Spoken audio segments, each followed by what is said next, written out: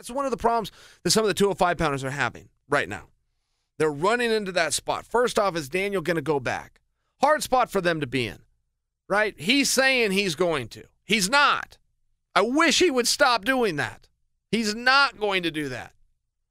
Even if he did do that, which he's not, even if he did do that, that would let me down as a fan to how serious he is taking Brock Lesnar. The one and only thing that Brock Lesnar has on him is size.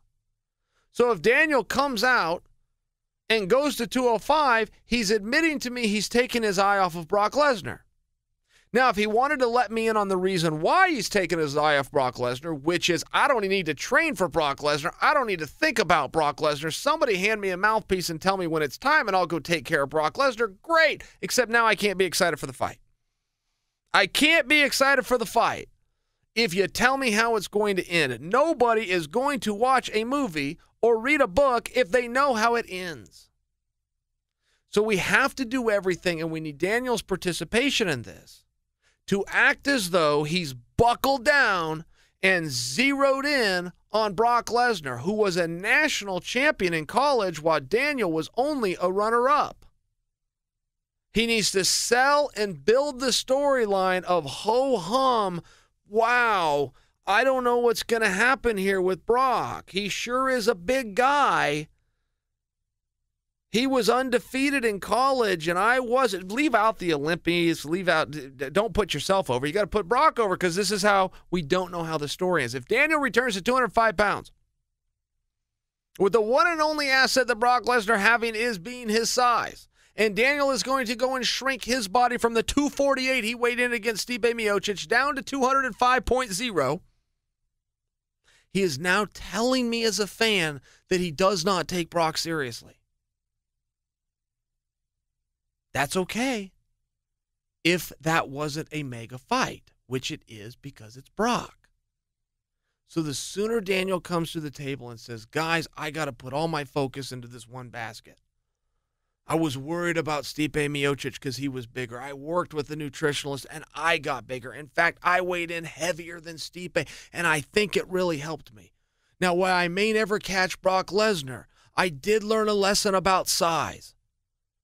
And I simply can't return to 205 with Brock in the horizon. Get on with it, fellas.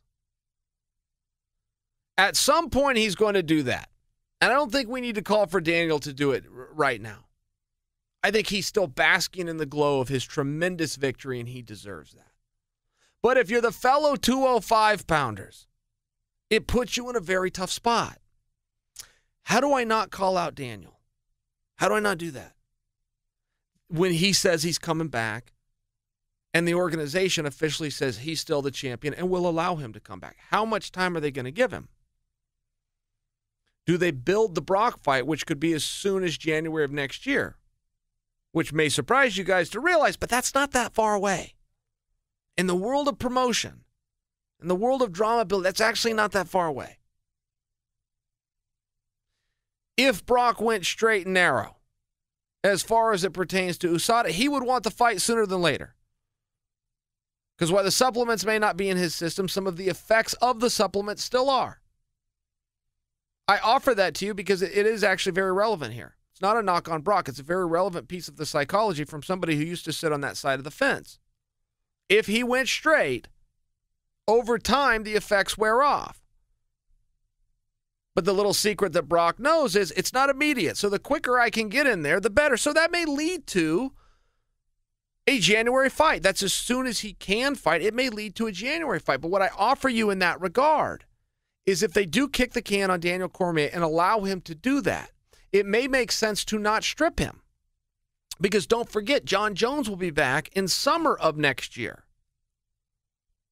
which may be the perfect time for Daniel to then say, now I'm returning to 205 pounds. I think there's a whole dialogue there, and I think there's a whole problem with him even doing that, particularly staying at heavyweight for 2 years at that point. It doesn't seem that he should need to chase Jon Jones to defend his title when Jon would happily just come up to heavyweight and do it there. But it doesn't mean if you're the UFC, you wouldn't want to at least preserve that. So this is what is being balanced against which is what makes it very tough for guys at 205 pounds to plan their next move. I cannot fault 205-pounders for operating within the information that they've been given.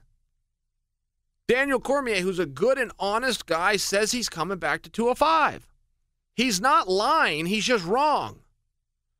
He's still basking in the glow. He's still high on the glory. He hasn't actually thought about the things that I just said, which is that January is not very far away. And the one and only asset that Brock Lesnar has on you is size. Why would you possibly go down to 205 pounds for a small fight? It's not going to. There are no big fights for Daniel at 205. There's just not. You got John Jones, but he's not. John Jones isn't at 205 right now. John Jones is in the principal's office. When you're talking about January only being a few months away, it's a tough spot. And again, we're not calling over here at You're Welcome for Daniel Cormier to step up and relinquish his belt, but we are admitting that we are going to call for it.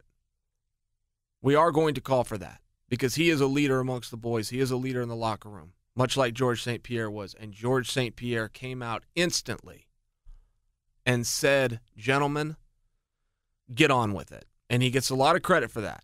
And he deserves a lot of credit for that. And I think Daniel deserves credit too. But Daniel does also get a little bit of breathing room to make his moves and analyze things. All I am doing for you now is predicting, once he studies that data and analyzes, I'm predicting for you what he's going to do, and that's going to be to relinquish the belt.